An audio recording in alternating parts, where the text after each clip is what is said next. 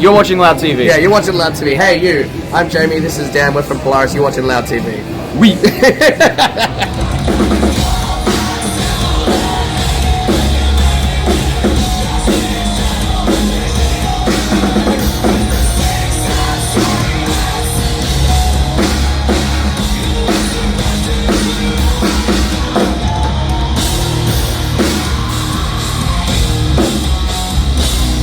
So welcome in Paris, guys. Hey, how we doing? How you doing?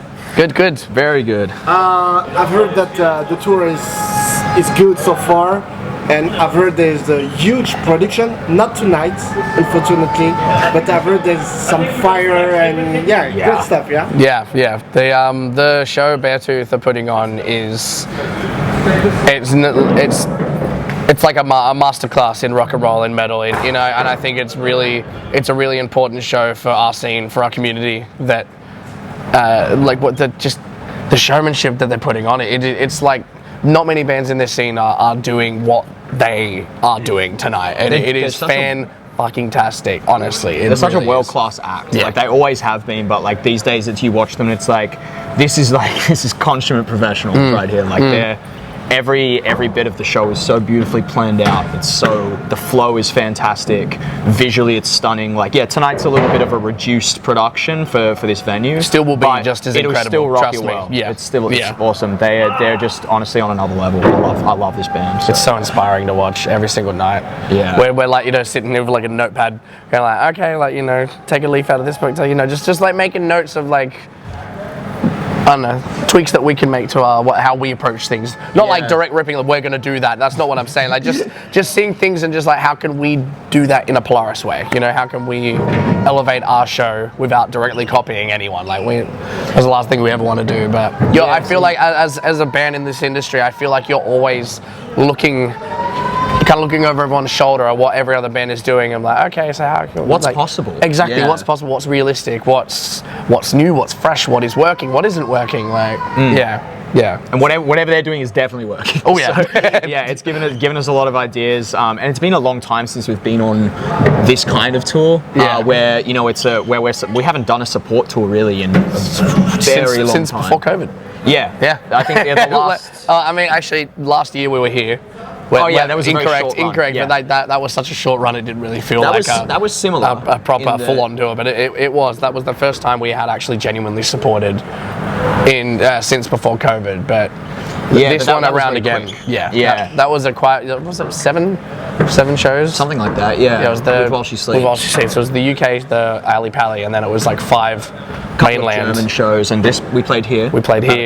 And then we did one other show. That was another show where I feel like we were studying the whole show as well, just going like, wow, this is insanely put together. They're very different shows, the Beartooth and the While She Sleeps shows, but both like equally really impressive. Big time. The While She Sleeps one was this incredible multi-tiered stage setup that looked like something almost out of like a modern Broadway show. It was incredible.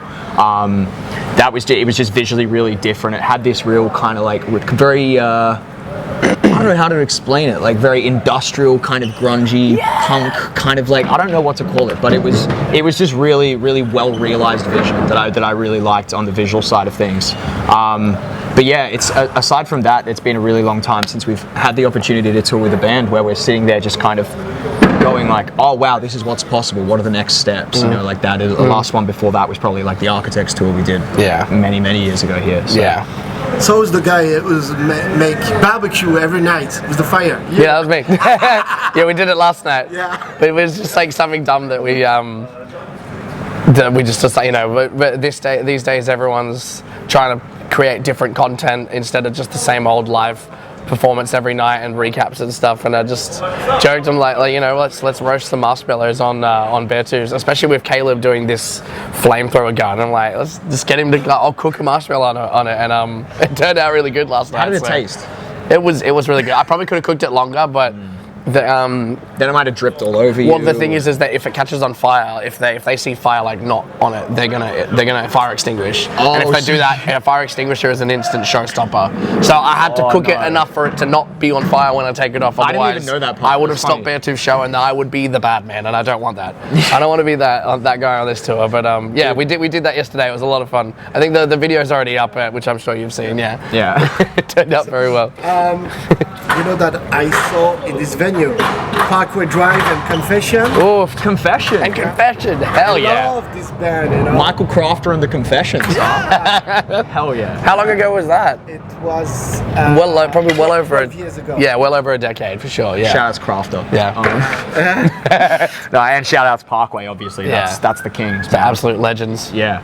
Love those guys. The thought of seeing Parkway in a venue like this now is like they couldn't fit their Like show Parkway in here, fuck off. No, they need enough room to have like 5 people turning upside down and Winston floating on the flame spider.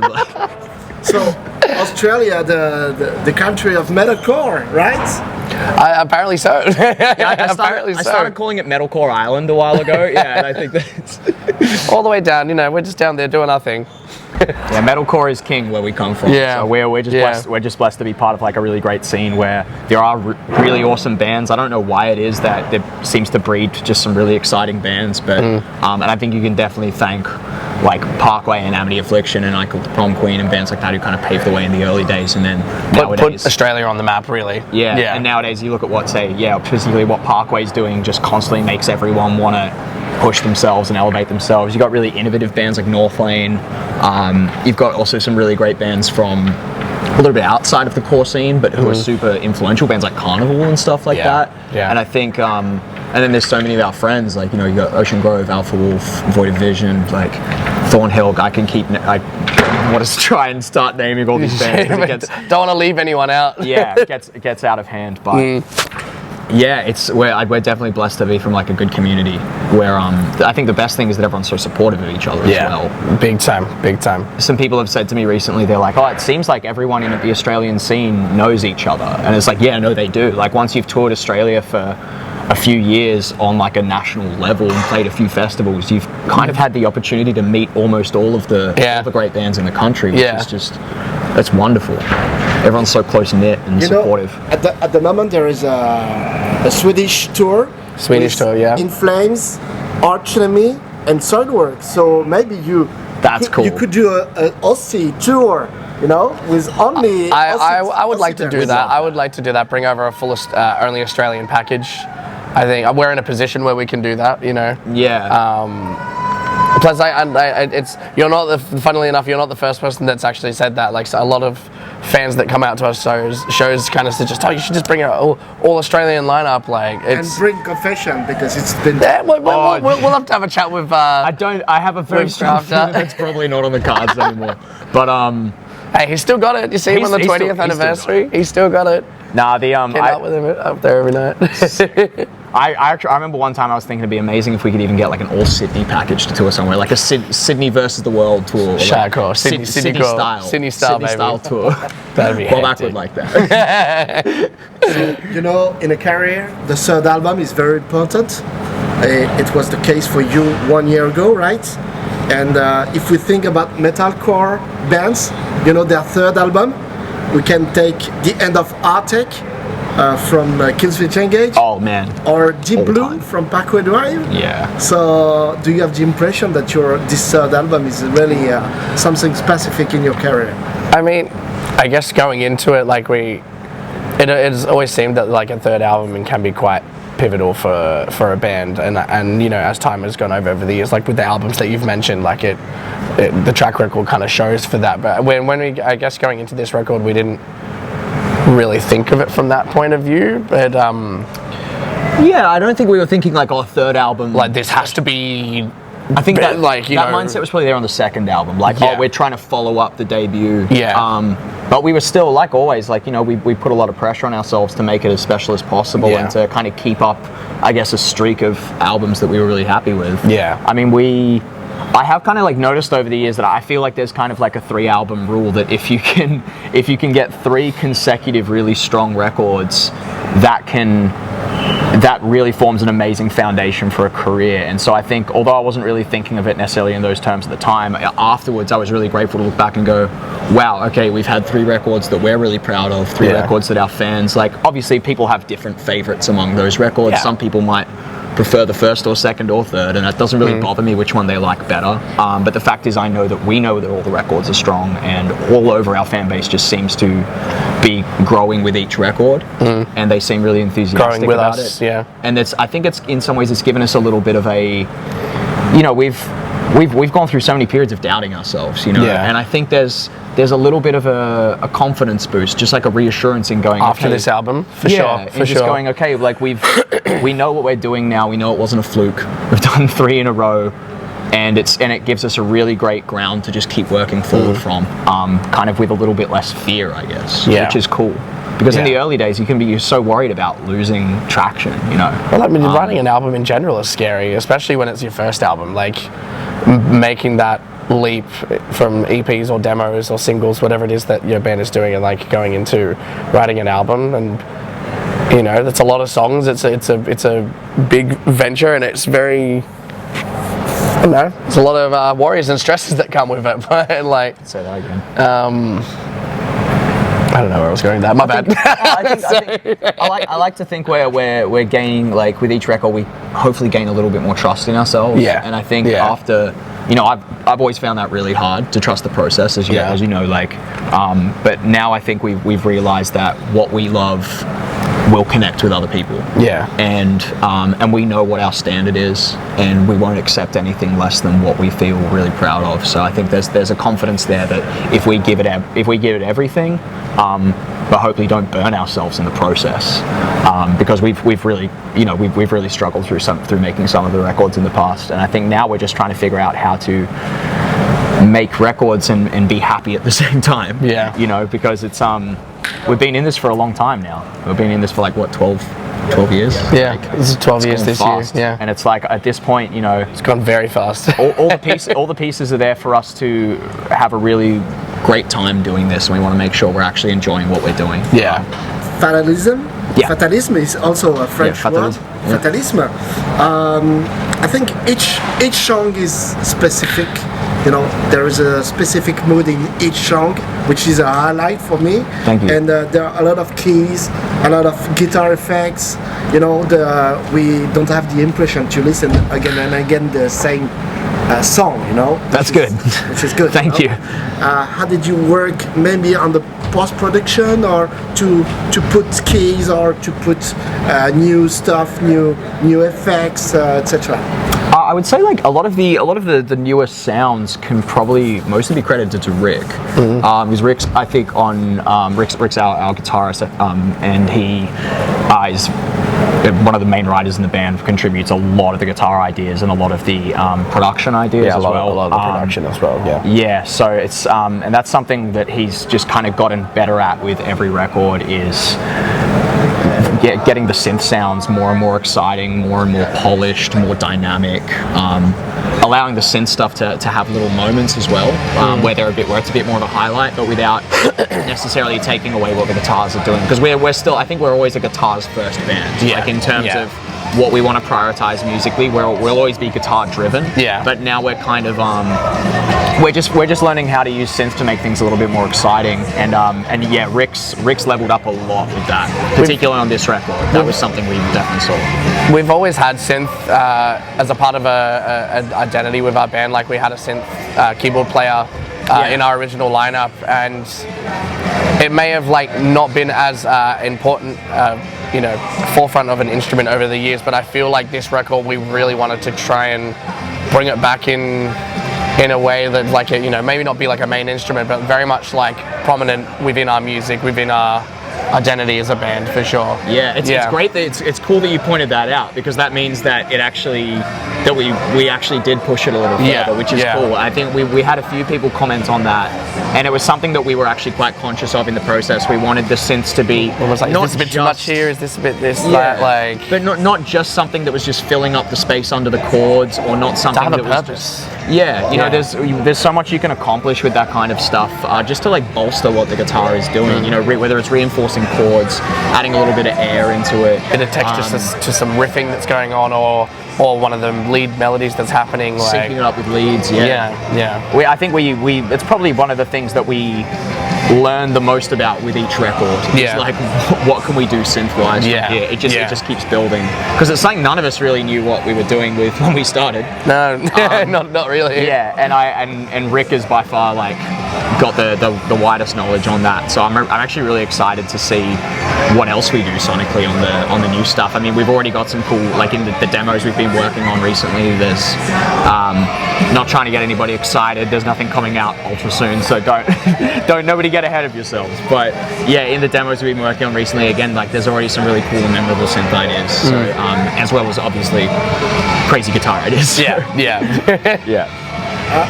What about the title? Is there a religious topic behind this? I would say not at all. No. You kind of proposed it to us. Yeah, I'm trying to. I almost can't remember how it came about. I think I was just. I think I was dwelling a lot on the idea of things that are inevitable, and the idea of, I guess, the world around us heading in a direction that felt impossible to stop.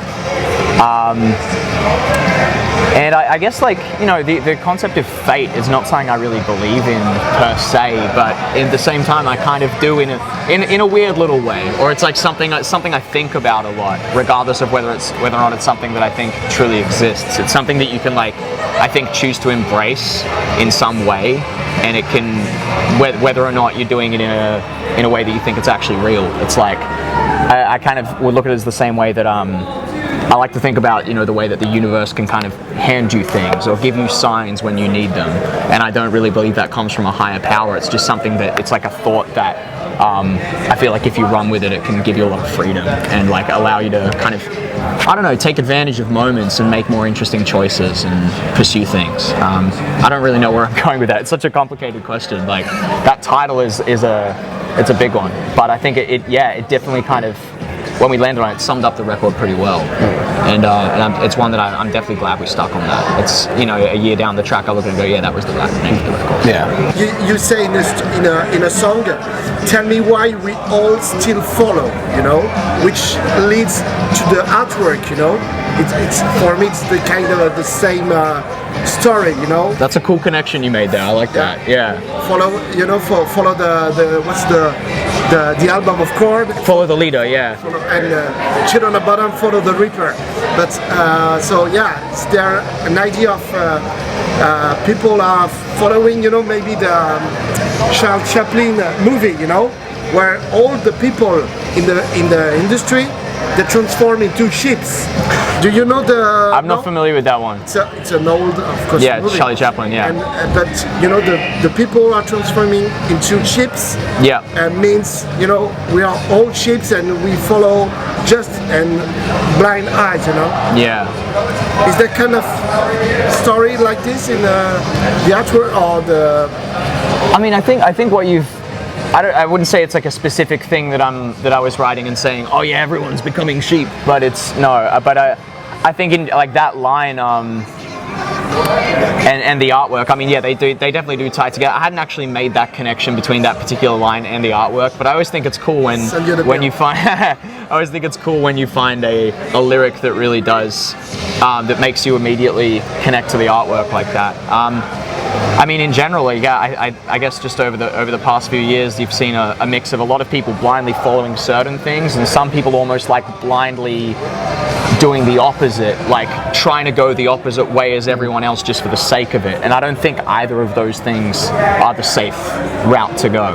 You know, just blindly following without questioning anything, or just being a contrarian for the sake of contrarianism. I think it's just important that we all listen and consider each other, I suppose, is the yeah. What about, to conclude, what about the future for the band after this tour? What are you going to do? Sleep in our own bed, have a bit of time off, I guess. But in a real bed. I mean, like as Dan said before, we don't want to get anyone kind of too excited or for anything coming too soon by any means, but like, you know, we're always working, we're always writing, and I think, you know, these next few months that we have as a bit of downtime will be heavily invested with writing and seeing what may come. And looking forward to next year as well. That got announced the other day, we're playing Knotfest in Australia, which is pretty freaking cool. So very honoured to be a part of that 25th anniversary of Slipknot. You know, very lots of cool things ahead for that. And December, obviously, like to finish off the year. Like this is the last tour of the year, but we're doing a one-off show with Bring Me in Mexico, which will be our first time in Mexico. So very excited for that. Like crazy as a first time in a country, what better first show could you ask to be a part of than supporting the one and only Bring Me the Horizon? Like that's an absolute. I feel like I say it a lot with the bands that we tour with, but like it is a dream come true. Like, you know, touring with Beartooth is a dream for us. Touring when we did the tour with Architects, like they're one of our favorite bands as well. Like it's just that show with Bring Me is really gonna be like it's big moment for us. You know, we've wanted to. I mean, we've played 1 or 2 festivals with Bring Me, but not necessarily played like a Bring Me show. Exactly. And it's they're one of our favorite bands of all time. One of the best to ever do it. And I think for our first time doing a proper Bring Me show, to something we've like thought about for such a long time, for that to be in Mexico of all places, let's freaking go, man. Tens of thousands of people. I don't know. I think it was estimated maybe like 30,000 people. I think so. Yeah. That sounds impossible. That's wild. That will hands down be the biggest show we've ever played, like biggest crowd that we've ever played in front of. I think sure. Yeah. It all 100%. And I don't know how to prepare for it except for just get up there and rip it. I've heard that the fans in South America are like nowhere else in the world. Like I know how excited they get about this stuff. Excited. I mean, we've been getting messages from people in Mexico and Brazil and Chile since we started the band. Yeah. Going, please come, and for this to be finally happening, at least Mexico, at least. I'm hoping we get a chance to go there one day and explore some other spots as well. But aside from that, I think, you know, we're, like you said, Knotfest. We're going to try and do as much work as we can on writing and just the general creative side of things in the next few months, because we haven't honestly had that much opportunity to do that since the record came out. We've had a couple of breaks, but those breaks have kind of been filled up with other things, or we've also just had to kind of use those breaks to just kind of do some self-care, you know what I mean? And like, in light of, you know, the past year for us as a band has been a lot. Yeah, it really has been a lot, and I feel the downtime where we've had it, we have needed to really take the downtime for what it is, you know. And I think moving forward as well, like, you know, focusing on that as well is a very strong thing for us to be doing it, the wise thing for us to be doing at the minute. Like, we didn't really stop, we kept pushing ahead, and in a lot of ways, like, I'm glad that we have it because it's made us stronger, and you know, all the opportunities that we've had, like, you know, we wouldn't be where we are right now if we didn't push on ahead. But at the same time, like, it has been wise of us to take the time off and work on ourselves where we have. I think we've all really needed it, and it's definitely helped us for sure. I think the older we get, I think the more important it is to, like, really, obviously the more important it becomes for us to have more time at home with our partners and our families and stuff like that. And of course, you know, time's going by fast. I think, even just to create like healthy habits at home and stuff like that. Just make sure we go out on tour in a really good place. You know, make sure we're like eating well and exercising and resting well, so we go out on tour feeling like fresh and energetic. It's something we didn't really think about when we were younger. Like, no. Yeah, we're in our 30s now, and it's like, okay, cool. We want to make sure that we can do this for another decade. Yeah, hopefully decade forever. or more. Yeah, let's go. So, yeah, whatever it takes. I think the next year will be a really good year for us. I'm really positive about it. Thank you, guys. Thank you very much. Merci. Thanks for having us. Merci.